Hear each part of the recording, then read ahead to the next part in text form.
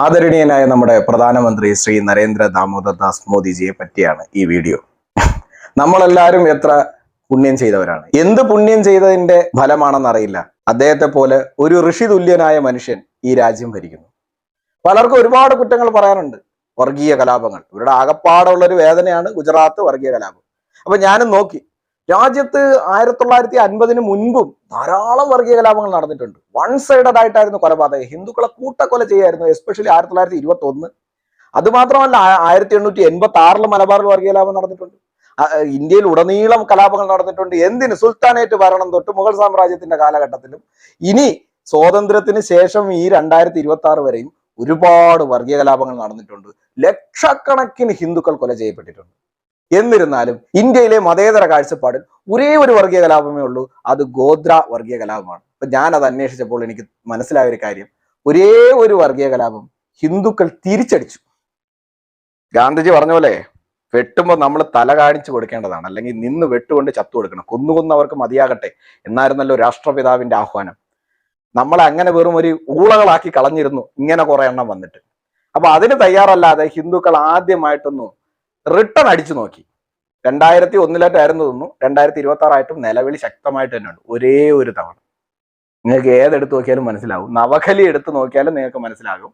India വിഭജന സമയത്ത് നിങ്ങൾക്ക് മനസ്സിലാവും ആരാണ് ആക്രമിക്കപ്പെട്ടത്, കൊല ചെയ്യപ്പെട്ടതും കൂടുതലെന്ന് നിങ്ങൾക്ക് മനസ്സിലാവും. ഇനിയും 1-2 ഇതുപോലെ തിരിച്ചടിച്ചുകൊണ്ട് കേട്ടോ. പക്ഷെ ഇത് വൻ തിരിച്ചടിയായിപ്പോയി. ഒരു കലാപത്തിനെ ഞാൻ സപ്പോർട്ട് ചെയ്യുന്നില്ല, പക്ഷെ അവനവന്റെ ജീവൻ രക്ഷിക്കാൻ ചിലർ തിരിച്ചടിച്ചു എന്നതാണ് ഇവിടുത്തെ യാഥാർത്ഥ്യം. അങ്ങനെ ചരിത്രത്തിൽ ആദ്യമായി ഹിന്ദുക്കൾ തിരികെ നടത്തിയ ഒരു റിവേഴ്സ് വർഗീയ കലാപമായിരുന്നു ഗോത്ര വർഗീയ കലാപം. അതുകൊണ്ട് മാത്രമാണ് ഇന്നും അതിന്റെ ദീനരോധനായ മന്ത്രം നിലനിൽക്കുന്നത്.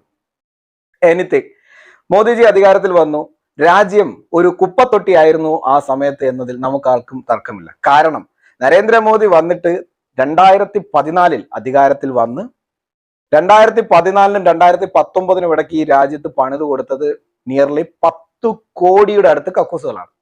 എന്റെ കൂടെയുള്ള ഒരുപാട് പേര് കളിയാക്കി, മോദി കക്കൂസ് വെച്ചു കൊടുക്കാൻ വരുന്നു. ആഹാ, ഞാനും ചിന്തിച്ചു, അയ്യോ.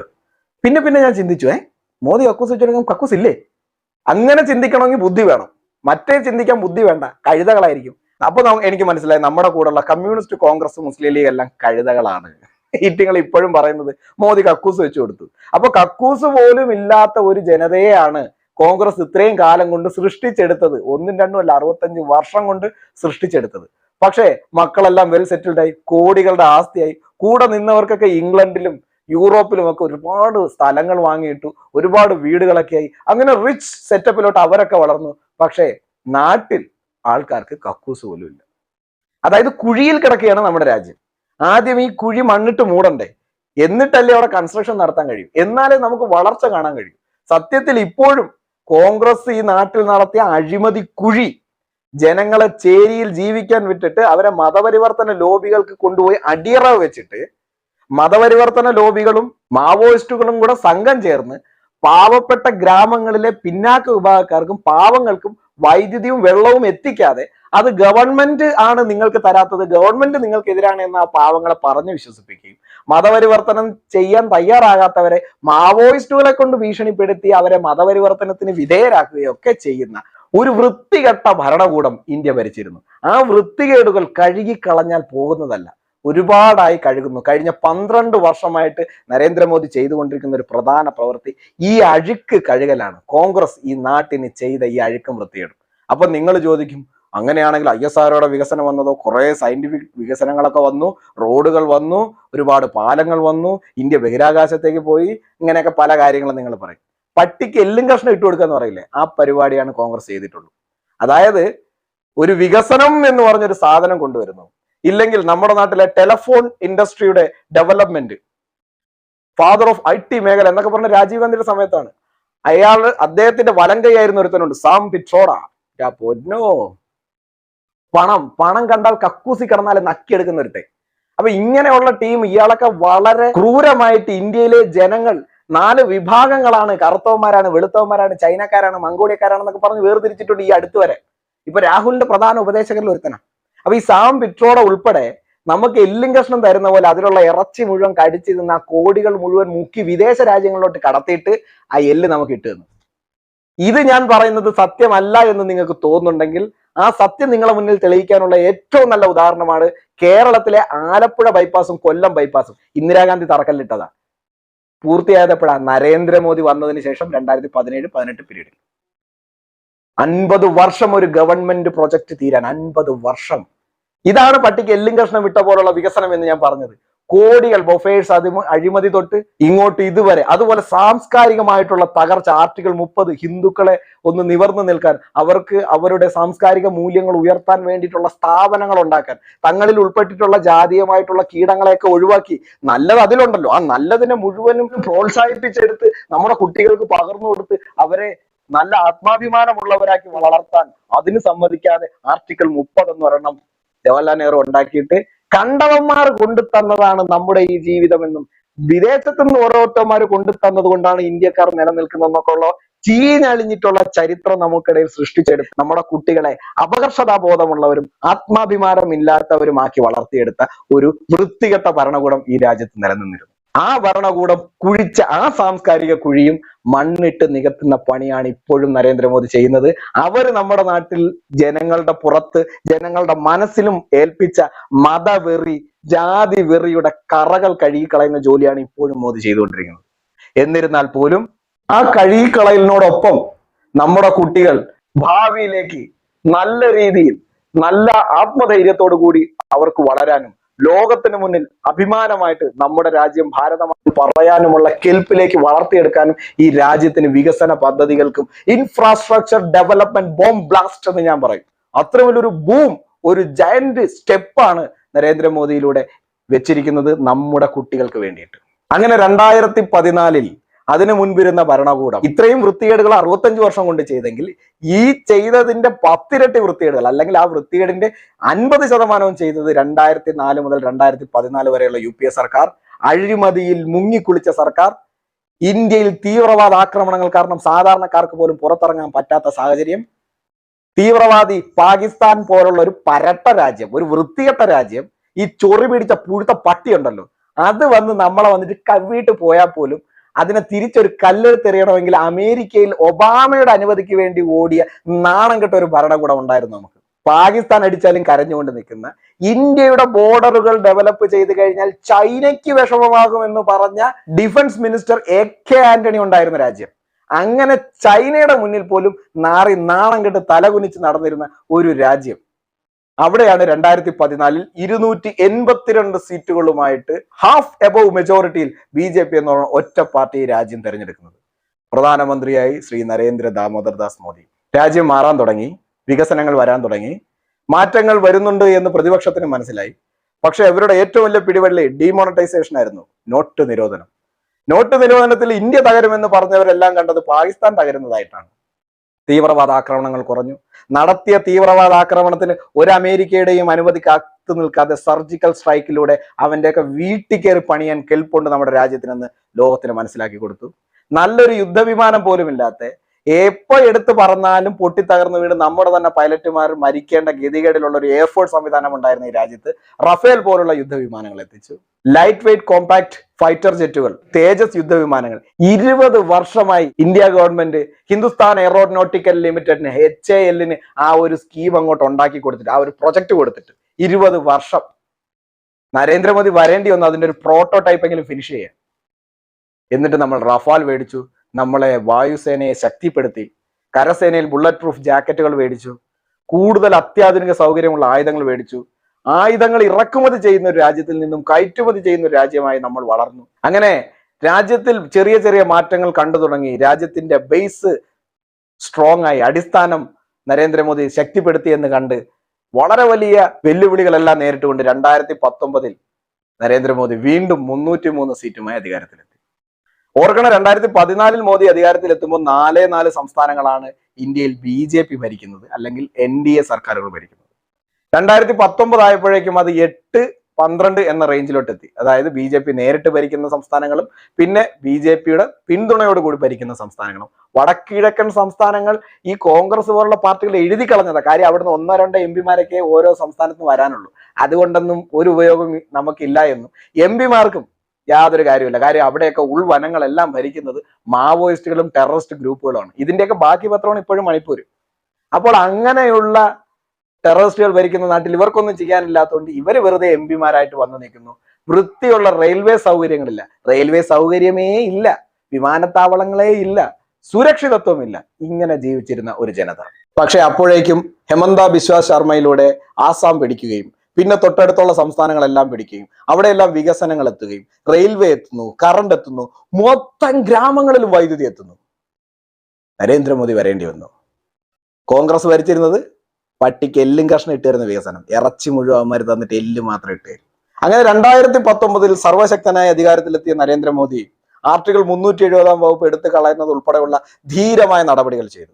ഒരു സ്ഥലത്ത് മാത്രം, അത് കാർഷിക ബില്ലായിരുന്നു. പക്ഷെ അത് പാസ്സായെങ്കിലും ഖലിസ്ഥാൻ തീവ്രവാദികൾ നുഴഞ്ഞു കയറി രാജ്യത്ത് വൻ സ്ഫോടന പരമ്പരകൾ നടത്താനും വെടിവെപ്പ് നടത്തി കർഷകരെ കൂട്ടക്കൊല ചെയ്യാനും അവർ തന്നെ പ്ലാൻ ചെയ്യുന്നു എന്നുള്ള IB റിപ്പോർട്ട് വന്നതായിട്ട് പറയപ്പെടുന്നു. അതിന്റെ അടിസ്ഥാനത്തിൽ നരേന്ദ്രമോദി തൽക്കാലം അതിൽ നിന്നും പിന്മാറി. ചരിത്രത്തിൽ ആദ്യമായി മോദി മുന്നോട്ട് വെച്ച ഒരു കാല് പിന്നോട്ട് വെച്ചത്. പക്ഷേ അതിന് വിളനിലമായി കിടന്ന ഹരിയാന പോലും പിടിച്ചെടുത്തുകൊണ്ടാണ് മോദി ശരിയാണ് എന്ന് ലോകത്തിന് വിളിച്ചു കാണിച്ചത്. സത്യം പറഞ്ഞാൽ 2019 മോദി ഇത്രയും മെജോറിറ്റിയിൽ അധികാരത്തിൽ വരുമെന്ന് എക്സിറ്റ് പോളുകൾ പോയിട്ട് BJP-ക്കാർ പോലും വിചാരിച്ചിരുന്നില്ല. എങ്ങനെയും ഭരണം തുടർച്ച കിട്ടണമെന്ന് BJP-യുടെ ഏറ്റവും ബേസിലുള്ള പ്രവർത്തകർ കഠിനമായി അധ്വാനിച്ചു.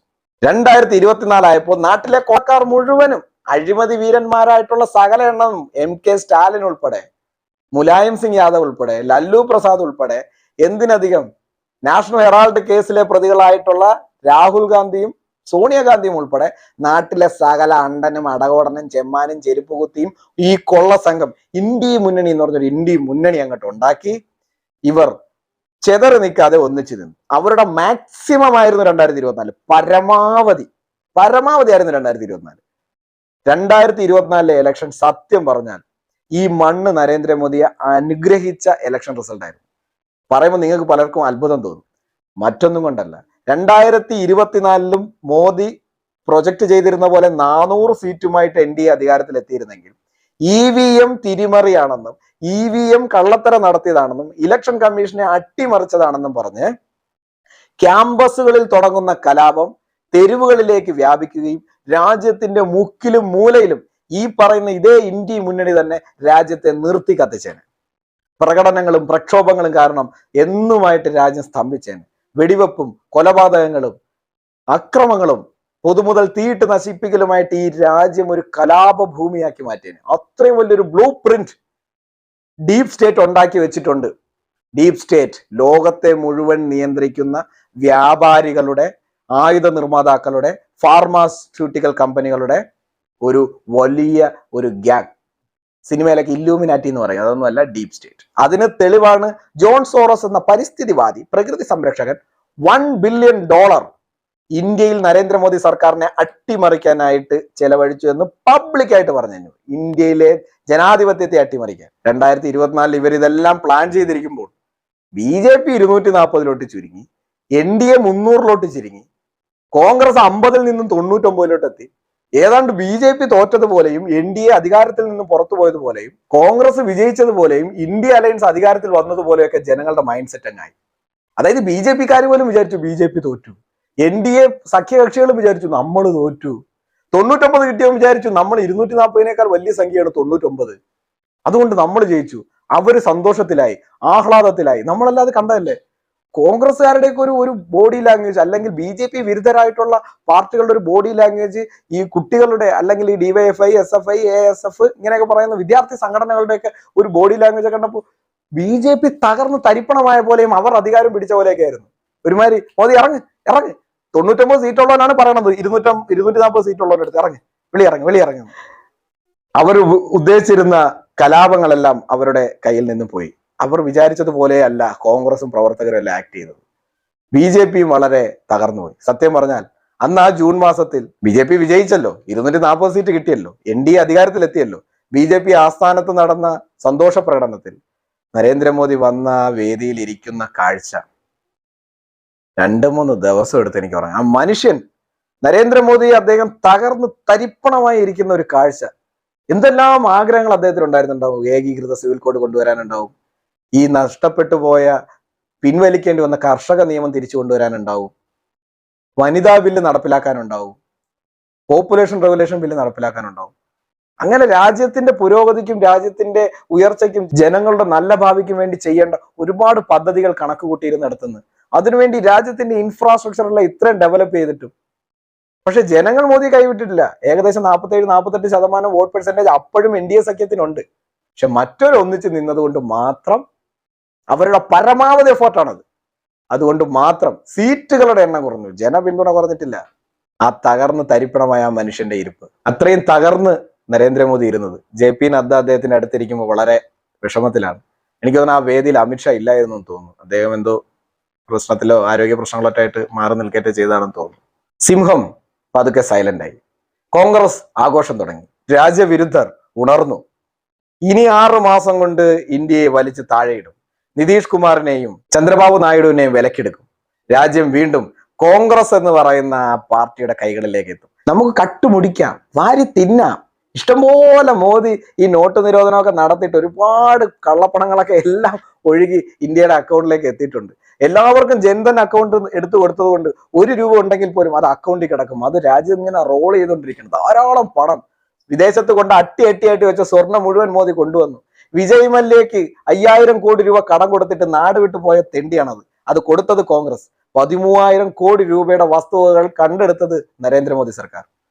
അങ്ങനെ രാജ്യത്തിന് നഷ്ടപ്പെട്ടതെല്ലാം തിരിച്ചു പിടിച്ചുകൊണ്ട് അങ്ങനെ നമ്മളൊരു അഭിമാനത്തിലേക്ക്, ലോകത്തിന്റെ നെറുകിലേക്ക് ഒരു ഗ്ലോബൽ പവറായിട്ട് വളരെയാണ്. അതെല്ലാം നശിപ്പിച്ച് നമുക്ക് വാരി തിന്നാം എന്നൊക്കെ പറഞ്ഞിരുന്നപ്പോ ആദ്യത്തെ സംസ്ഥാന ഇലക്ഷൻ വരുന്നു, ഹരിയാന. നിങ്ങളാരും മറക്കില്ല എന്നറിയാം, നമ്മുടെ മാപ്രകൾക്ക് പേ പിടിച്ച ഒരു മൊമെന്റ് ആയിരുന്നു. ശരിക്കും ഒരു സിനിമ കാണുന്ന പോലെ. ആദ്യഘട്ടത്തിൽ നായകൻ തോറ്റു പുറകിൽ നിൽക്കുകയും ക്ലൈമാക്സിലോട്ട് അടുക്കുമ്പോൾ നായകൻ വില്ലനെയും വില്ലനെ ആരാധിക്കുന്നവരെ എല്ലാരെയും അടിച്ചു തകർത്ത് ഒരു ഫിനിക്സ് പക്ഷിയെ പോലെ ഉയർത്തെഴുന്നേൽക്കുന്ന ആ ഒരു പ്രതീതിയോട് കൂടിയായിരുന്നു ഹരിയാനയിൽ BJP അധികാരം പിടിച്ചത്. സകല എണ്ണവും സത്യം പറഞ്ഞാൽ അന്ന് BJPക്ക് അധികാരം നഷ്ടപ്പെട്ടിരുന്നെങ്കിലുണ്ടല്ലോ, BJP പ്രവർത്തകരുടെ തന്നെ കോൺഫിഡൻസ് നഷ്ടപ്പെട്ടേനെ. മോദി ഇവിടെ കലാപം നടത്തി ഇവർ ഇറക്കി വിട്ടേനെ. ജനാധിപത്യപരമായിട്ട് പുള്ളി ഇറക്കി വിടാൻ പറ്റില്ല. കലാപം നടത്തുക, അത് തന്നെയായിരിക്കും അവർ ഉദ്ദേശിക്കുക. കലാപം നടത്തി, അക്രമം നടത്തി, വെറുതെ കർഷകർ ട്രാക്ടർ എല്ലാം കൂടെ ഓടിച്ച് അവർ ഡൽഹിക്കുള്ളിൽ പ്രവേശിച്ചു കഴിഞ്ഞാൽ പിന്നെ അവിടെയുള്ള ചേരികളിലൊക്കെ കയറി അങ്ങ് നിരങ്ങും. അങ്ങ് വെട്ടി കൊലപാതകവും കൂട്ടക്കൊലയും ബോംബേറും ഒക്കെ അങ്ങ് തുടങ്ങും. അത്രയും ക്ലിയർ കട്ടായിട്ടുള്ള പരിപാടികളായിരുന്നു പ്ലാൻ ചെയ്തിരുന്നത്. പക്ഷേ ഹരിയാന ഇലക്ഷനിലെ പടുതോൽവി, അതായത് 40-42 സീറ്റേ ഉണ്ടായിരുന്നുള്ളൂ ഹരിയാനയിൽ. അതിനു മുൻപ് 48 സീറ്റുമായിട്ടാണ് BJP തിരിച്ചു വന്നത്. അത് കർഷക സമരം നടന്ന ഭൂമി, ഗുസ്തിക്കാരുടെ പ്രശ്നം നടന്ന ഭൂമി, അഗ്നിവീർ പ്രശ്നം നടന്ന ഭൂമി. ആ പ്രശ്നങ്ങളെല്ലാം തന്നെ എന്നേക്കുമായിട്ട് കുഴി കുത്തി മൂടി മോദി ആഘോഷിച്ചു. ആ ഷോളും കറക്കിയുള്ള ഒരു വരവുണ്ടായിരുന്നു. വാ മോദി വാ. അത് പൊളിച്ച സംഭവമായിരുന്നു. ഞാനൊക്കെ ആ ഇലക്ഷൻ ഇരുന്ന് കണ്ടിട്ട് അവസാനം ഫോൺ ഓഫ് ചെയ്ത് വെച്ചു. ദൈവമേ, കണ്ടോണ്ടിരിക്കാൻ വയ്യായിരുന്നു എനിക്ക്. അത് കഴിഞ്ഞ് മഹാരാഷ്ട്ര, എല്ലാരും വിചാരിച്ചു കഷ്ടിച്ച് എങ്ങനെയെങ്കിലൊക്കെ BJP അധികാരത്തിൽ വരും, അങ്ങനെയൊക്കെ ആയിരുന്നു പ്രവചനം. പക്ഷെ പ്രവചനങ്ങളൊക്കെ തെറ്റിച്ച് 280-88 സീറ്റുള്ള നിയമസഭയിൽ 238 സീറ്റുമായിട്ടാണ് തോന്നുന്നത് NDA മുന്നണി എത്തിയത്. 140ഓളം സീറ്റുകളുമായിട്ട് BJP ഏറ്റവും വലിയ കക്ഷി. ദേവേന്ദ്ര ഫട്നാവിസ് പറഞ്ഞതുപോലെ തന്നെ ഏലിയിറക്കത്തിൽ വെള്ളമൊന്ന് ഇറങ്ങി നേരിത് എന്റെ തീരത്ത് കൊണ്ട് വീട് വെക്കരുത്, ഞാൻ സമുദ്രമാണ്, തീർച്ചയായും ഞാൻ തിരിച്ചു വരും. എന്നാ കോൺഫിഡൻസ്. ബീഹാർ, ഒഡീഷ എല്ലാം പിന്നെ അവർ വിചാരിക്കുന്നതിനപ്പുറമായിരുന്നു BJPയുടെ പ്രവർത്തനം. Hats off you BJP, the whole team. അതിന്റെ ഏറ്റവും ബേസിൽ നിൽക്കുന്ന പ്രവർത്തകനെ പോലും ഹാറ്റ്സ് ഓഫ്. കേരളം ഉൾപ്പെടെ. അത് കഴിഞ്ഞ് ഇപ്പോൾ പശ്ചിമ ബംഗാൾ ആൻഡ് ആസാമിന്റെ BJPയുടെ കയ്യിലുള്ള സ്റ്റേറ്റ് ആണ്. ഭരണ തുടർച്ചയാണ് ടാർഗറ്റ്, പ്രത്യേകിച്ച് അതിർത്തി സംസ്ഥാനം. പിന്നെ പശ്ചിമ ബംഗാൾ അതിർത്തി സംസ്ഥാനം, ബംഗ്ലാദേശിൽ നിന്നുള്ള തീവ്രവാദികൾ നുഴഞ്ഞു കയറുന്ന സംസ്ഥാനം. അതുവഴി നുഴഞ്ഞു കയറി രാജ്യത്തിന്റെ പല ഭാഗങ്ങളിലേക്ക് പോയി ഇന്ത്യയെക്കാൾ ഹാപ്പിനെസ് ഇൻഡെക്സ് ഉള്ള, പട്ടിണി സൂചികയിൽ ഇന്ത്യയെക്കാളും ഒക്കെ ഭേദപ്പെട്ടിട്ടുള്ള രാജ്യമാണ്. ഈ പട്ടിണി സൂചികയിൽ ഇന്ത്യയെക്കാളും ഭേദപ്പെട്ട രാജ്യമാണ്. പക്ഷെ നുഴഞ്ഞു കയറുന്ന ഇങ്ങോട്ട് അല്ല. പച്ചരിയും തിന്നണമെങ്കിൽ, കറണ്ട് കിട്ടണമെങ്കിൽ അദാനി കനിയണം, തിന്നാനും കുടിക്കാനും ഇന്ത്യ കൊടുക്കണം, വെള്ളം കിട്ടണമെങ്കിലും ഇന്ത്യ കൊടുക്കണം. പട്ടിണി സൂചികയിലും സന്തോഷത്തിലും ഇന്ത്യക്കാരും ഒക്കെ ഭയങ്കരമാണ്. നമ്മളെ ഇവിടെ ഉള്ള കൂറകളായിട്ടുള്ള വൃത്തികെട്ടവന്മാർ ഇപ്പോഴും അത് ആഘോഷിക്കുന്നുണ്ട്. അവന്മാർ അങ്ങനെ പറയുള്ളൂ, അത്രയും വൃത്തികെട്ടവന്മാർ. പശ്ചിമ ബംഗാളും പിടിച്ചു, ആസാമും പിടിച്ചു. കേരളത്തിൽ 3 സീറ്റ് എത്തി. തമിഴ്നാട്ടിൽ TVKയുടെ വരവോട് കൂടിയാണ് BJPക്ക് ചെറുതായി ഒന്ന് അടി പതറിയത്. എന്നിരുന്നാലും അവിടെയും തിരിച്ചു വരും. കൃത്യമായ ടാർഗറ്റുകളോടുകൂടിയും കണക്കുകൂട്ടലുകളോടുകൂടിയും ഒരു പടയോട്ടം അവിടെയും നടക്കും. കുറച്ച് വർഷങ്ങൾ എടുക്കുമെന്നേ ഉള്ളൂ. അങ്ങനെ 2024 ആ മുറിവേറ്റ സിംഹം തന്റെ ജൈത്രയാത്ര തുടരുകയാണ്. തന്റെ പടയോട്ടം ഹിന്ദി ഹൃദയഭൂമിയിൽ നിന്നും വടക്ക് കിഴക്കൻ സംസ്ഥാനങ്ങളിലേക്കും അവിടുന്ന് ആന്ധ്രാപ്രദേശ് വരേക്കും, ഇനി കർണാടക, തെലങ്കാന, പഞ്ചാബ് തുടങ്ങിയിട്ടുള്ള പ്രധാന സംസ്ഥാനങ്ങളിലേക്കും തമിഴ്നാട്, കേരളങ്ങളിലേക്കും പടയോട്ടം വ്യാപിക്കുക. അതിന് ഞങ്ങളെപ്പോലുള്ള കോടാനുകോടി ചെറുപ്പക്കാർ അങ്ങയോടൊപ്പം ഉണ്ട്. രാജ്യമാണ് പരമപ്രധാനം. ജനങ്ങളുടെ സുരക്ഷയാണ് സർവൈശ്വര്യം. നമ്മുടെ കുട്ടികൾക്കും നമുക്ക് വേണ്ടപ്പെട്ടവർക്കും ഒരു നല്ല ഭാവിക്കായി ഈ ഭാരതത്തിലെ എല്ലാ പൗരന്മാരുടെയും സുരക്ഷയും ഉറപ്പുവരുത്താൻ BJP അധികാരത്തിൽ വരണം. ജയ് ഹിന്ദ്.